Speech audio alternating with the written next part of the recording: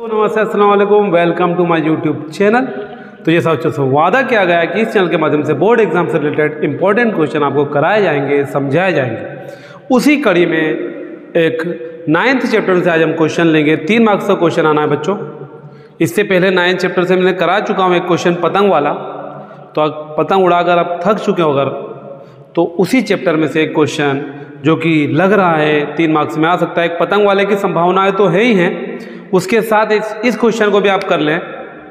9.1 exercise 9.1 एक ही exercise है यहाँ पर, उसका 7th क्वेश्चन 7वां प्रश्न मेरा फेवरेट है ये। पतंग के अलावा पतंग से थोड़ा हाथ कटने का भी डर रहता है, तो इसलिए आप दूसरा ऑप्शन भी रखें, 2 क्वेश्चन रखें।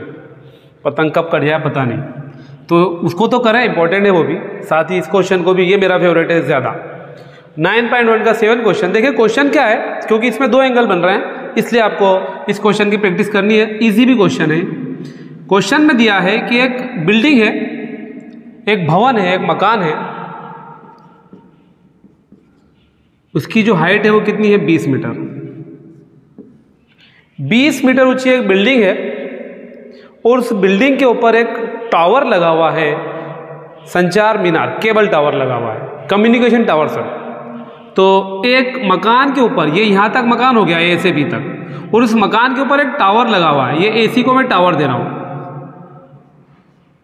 ये टावर है, ए से सी तक टावर है। 20 मीटर ऊंचे मकान के ऊपर एक टावर लगा, देखा होगा आपने, बिल्डिंग से पे टावर बिल्डिंग के ऊपर भी रहते हैं, तो वैसे ही इस 20 मीटर ऊंचा जो बिल्डिंग है उसके ऊपर एक टावर लगा है, और उस टावर को कोई व्यक्ति गुजरा, यहाँ से किसी डिस्टेंस पर खड़ा मकान के, गुजर रहा होगा, नजर गई, अरे मकान के ऊपर टावर, पहली बार कोई आया होगा शहर, तो उसने देखा मकान के ऊपर टावर, जनरली नीचे देखे हो। तो इसी तरह ये बेचारा अचंभित होकर देख रहा है कि मकान के ऊपर टावर। तो मकान के ऊपर टावर जो लगा हुआ है, इस पॉइंट से अगर देख रहा है, डी पॉइंट से, तो वो 2 जगह देख रहा है। एक जगह तो वो देख रहा है इस जो मकान के टॉप को, या बोल सकते हो अपन टावर के निचले हिस्से को, ये देख रहा होगा कि कहाँ फिट कहाँ करा उसको आगे। तो टावर के निचले हिस्से को देख रहा है, तो जो एलिवेशन एंगल, जो उन्नयन कोण, ऊपर की तरफ देख रहा है नीचे से, तो नीचे से ऊपर की तरफ देखते हैं तो उसे कहते हैं उन्नयन कोण, एलिवेशन एंगल। तो एलिवेशन एंगल बन रहा है 45 डिग्री, 45 डिग्री, और फिर देख रहा है ऊंचाई तक है, उसके ऊपरी हिस्से को देख रहा है टावर के, तो जो एंगल बन रहा है फिर एलिवेशन एंगल बनेगा, उन्नयन कोण ही बनेगा, वो बन रहा है 60 डिग्री। क्वेश्चन है 20 मीटर ऊंचा एक बिल्डिंग है, उस बिल्डिंग से ऊपर एक टावर लगा हुआ है, और कोई व्यक्ति, कोई पर्सन खड़ा है यहाँ पर कुछ डिस्टेंस पर, वो डिस्टेंस को मैं मान लेता हूँ x डिस्टेंस पर खड़ा है। यहाँ खड़कर वो टावर के निचले हिस्से को भी देख रहा है और टावर के ऊपरी हिस्से को भी देख रहा है, दोनों तरफ देख रहा है, तो उससे तो ऊपर ही हो, तो एलिवेशन एंगल बन रहे हैं। तो दोनों एंगल, एक एंगल बन रहा है 45 डिग्री, एक एंगल बन रहा है 60 डिग्री। 45 डिग्री और 60 डिग्री का कोण बन रहा है। तो कहा है टावर की ऊंचाई ज्ञात करो। हम कंसीडर कर लेते हैं हाइट ऑफ टावर कितनी मान ली, h, ये ए से सी तक की हमको डिस्टेंस और लेंथ या हाइट चाहिए। मान लिया टावर या मीनार दिया है, माना मीनार की ऊंचाई h मीटर कंसीडर कर ली। Let the length of tower is equal to h metre, ये लंबाई को h मान ली। तो देखें इस चैप्टर में आपको प्रॉब्लम क्रिएट हुई होगी अगर प्रैक्टिस की होगी, तो कहीं पर रेशो साइन थीटा लिया होगा, कहीं पर रेशो कॉस थीटा लिया होगा, और कहीं tan theta. 3 trigonometric ratio use होते हैं, साइन थीटा, कॉस थीटा और टेन थीटा। तो आपको मैं एक दूर कर दूं कंफ्यूजन, जब भी किसी सवाल में दो एंगल बन रहे हो एक साथ, 2 एंगल वाला कोई सा भी क्वेश्चन आ जाए इस चैप्टर में से, वहां पर हमेशा कौन सा रेशो लोगे आप, टेन थीटा ही लेना है। एक एंगल में सोचना पड़ेगा, जैसे सर्कस का आर्टिस्ट है उसमें साइन लेना पड़ता है, कभी कॉस लेना पड़ता है, वो जो पेड़ आंधी आने से टूट गया 9.1 में क्वेश्चन है, उसी तरह से जब 2 एंगल का क्वेश्चन रहे तो आप 10 ही लेना है। तो 2 ट्राइंगल बन रहा है, राइट ट्राइंगल, एक राइट ट्राइंगल बन रहा है ABD और एक बन रहा है CBD। हमारे मासूम से बच्चे इसको भी ट्राइंगल में कंसीडर करते हैं, ठीक है, ट्राइंगल है ये CAD, बट राइट ट्राइंगल, समकोण त्रिभुज देखना है। तो एक बन रहा है ABD और एक बन रहा है CBD, तो हम लिखेंगे त्रिभुज ABD में इन ट्राइंगल ABD।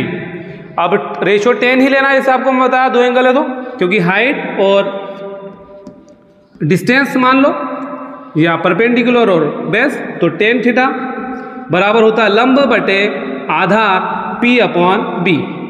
तो 10 कौन से ट्राइंगल में चल रहे हैं हम, ABD में, तो ABD में जो एंगल है वो कितना है 45 डिग्री। तो 10 45 डिग्री बराबर परपेंडिकुलर कितना है, उसमें लंब कितना है 20 और आधार है x माना हमने। तो 10 45 की वैल्यू होती है 1 बराबर 20 अपॉन x। अब ये x इधर जाएगा तो x का 1 में मल्टीप्लाई होगा तो x 1 सा x बराबर 20। इसको 1 दे दें या नहीं भी दे तो चलेगा। तो ये डिस्टेंस जो किस डिस्टेंस पे खड़ा था वो मान ली कितनी हो गई 20 मिनट। अब दूसरे ट्राइंगल में, इन ट्राइंगल CBD, इस बड़े ट्राइंगल में अब वही tan थीटा ही लेना है, इसे मैंने बताया। तो tan कितने डिग्री का 60 डिग्री। अब थीटा नहीं लिख रहा हूं मैं, डायरेक्ट लिख रहा हूं tan 60 डिग्री बराबर परपेंडिकुलर समझना है, ये पूरा लंब पूरा है C से B तक। तो देखें कितना हो जाएगा, इतना h है और इतना 20 है, तो h और 20 मिलकर क्या बन रहा है, कितना हो जाएगा लंब h प्लस 20, h प्लस 20, ये पूरा परपेंडिकुलर। और बेस कितना है x। tan 60 की वैल्यू √3 बराबर h प्लस 20 अपॉन x की वैल्यू अभी निकाली 20, तो नीचे x की वैल्यू क्या पुट कर दो 20। हमें वैल्यू किसकी चाहिए, इस टावर की ऊंचाई h की, तो इस 20 को इधर पहुंचाए वापस, तो डिवाइड वाला मल्टीप्लाई में आ जाएगा। तो 20 का जब √3 में मल्टीप्लाई होगा तो क्या हो जाएगा 20 करनी 3, 20 √3 is equal to h plus 20 को भी इधर पहुंचा दें तो पक्षांतरण होकर आएगा, तो 20 करनी 3, 20 √3 तो इधर ही, प्लस का 20 बराबर के इधर आएगा तो -20 इज इक्वल टू h। दो पद आ गए, दोनों ही पद में देखें कॉमन क्या है 20, तो 20 कॉमन ले लिया, तो यहां से क्या बचा √3 माइनस यहां से क्या बचा। बहुत सारे बच्चे सोचते हैं कि कुछ तो बचा नहीं, देखें जो उसका कोफिशिएंट है, जो उसका गुणांक है वो बचा।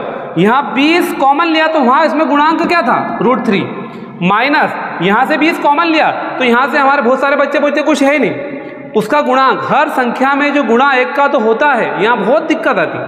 सबसे ज़्यादा दिक्कत यही आती कॉमन लेने के बाद कि यहाँ तो दिख रहा है कि चलो √3 समझ में आ गया कि 20 कॉमन लिया तो √3 बचा, माइनस यहाँ से जो उसका गुणांक बचा 1 बराबर h, तो h की वैल्यू आ गई इतने। लास्ट में लिखें अतः मीनार की ऊंचाई, देयरफॉर हाइट ऑफ टावर, अतः मीनार की ऊंचाई आ गई ये पूरा इतना मीटर, तो 20 इंटू √3 माइनस 1 मीटर। ये पूरा आखिरी लाइन लिख के आया करें, इसको हाईलाइट करें, ये आधा नंबर ये दिलवाती है। इस लाइन को मत भूला करें कोई भी, जितने भी जो वर्ड प्रॉब्लम वाले क्वेश्चन हैं, जो हमारे कथनों वाले क्वेश्चन, उसमें ये लाइन लिखा करें, अतः इतना है, अतः इतना है, जो भी देयरफॉर करके ये लाइन को मत भूला करें। तो आशा करता हूँ ये क्वेश्चन आपको अच्छे समझ में आ गया होगा।